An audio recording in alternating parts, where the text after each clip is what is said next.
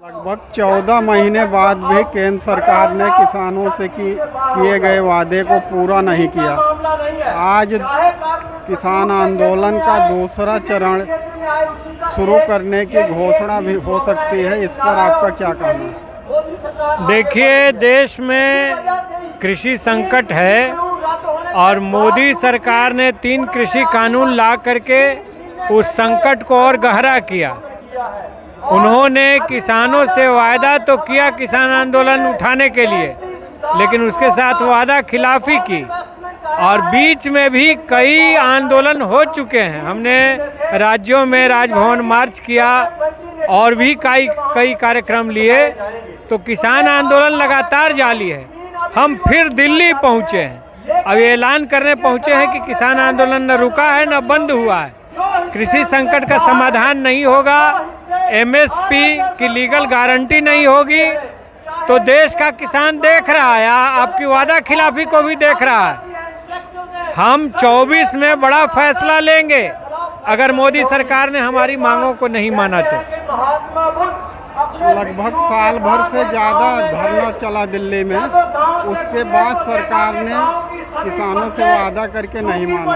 एक और दूसरा जो है, कम्युनिस्ट पार्टियों के अलावा अन्य जो मध्यमार्गी पार्टियां हैं, कांग्रेस है, भाजपा है, उनका इस पर क्या रुख है? देखिए, अभी तो जो हमने मांगे उठाई हैं, एमएसपी का लीगल गारंटी दो, किसानों को 5,000 रुपया पेंशन दो, नया इलेक्ट्रिसिटी बिल वापस दो, जो किसान मारे गए किसान आंदोलन के दरमियान उनके परिवारों को मुआवजा दो, राहत दो, लखीमपुर के किसानों को न्याय दो, पूरे देश में कृषि योग्य भूमि का अधिग्रहण बंद करो, खेती को कॉरपोरेट के हाथ में सौंपने की साजिश बंद करो। ये लड़ाई जारी है लगातार और ये बेसिक देश के नीड का सवाल है। ये किसानों का मामला केवल नहीं है। कृषि क्षेत्र ऐसा है जिसने कोरोना काल में भी 3% का विकास दर दिखाया और जो इंडस्ट्रियलिस्ट के हाथ में था, कॉरपोरेट के हाथ में था सेक्टर, उसने 23% माइनस इकोनॉमी को ले गया। इसीलिए खेती को हम कॉरपोरेट को नहीं दे सकते और किसानों के ये जीवन मरण का सवाल है। हमने अपना पेट काट करके, हमने कर्जा में रह करके, आत्महत्या झेल के भी किसी में विकास दर दिखाया। इसलिए हमारे सामने पीछे हटने की जगह नहीं है।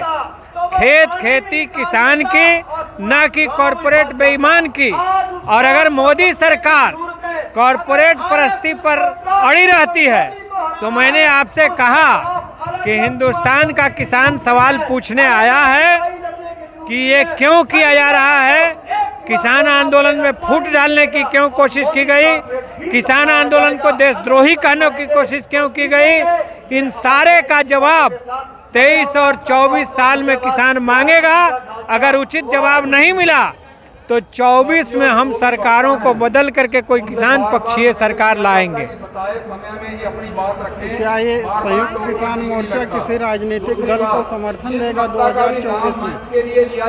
नहीं, हमने साफ कहा है, भाजपा सरकार से भी हमने मांग की है, भाजपा सरकार से भी हमने मांग की है कि आप हमारी मांगों को मानिए। अन्य पार्टियों को भी हमने कहा कि आप अपने मैनिफेस्टो में, अपने अधिवेशनों में हमारी मांगों के समर्थन में प्रस्ताव लीजिए। अभी जो छत्तीसगढ़ में कांग्रेस का अधिवेशन हुआ, उसमें हमने देखा कि उन्होंने कहा कि हमारी सरकार बनेगी तो हम एमएसपी गारंटी कानून मानेंगे। तो इसी तरह से अन्य पार्टियां भी सपोर्ट करें, उसके आधार पर देश का किसान निर्णय लेगा।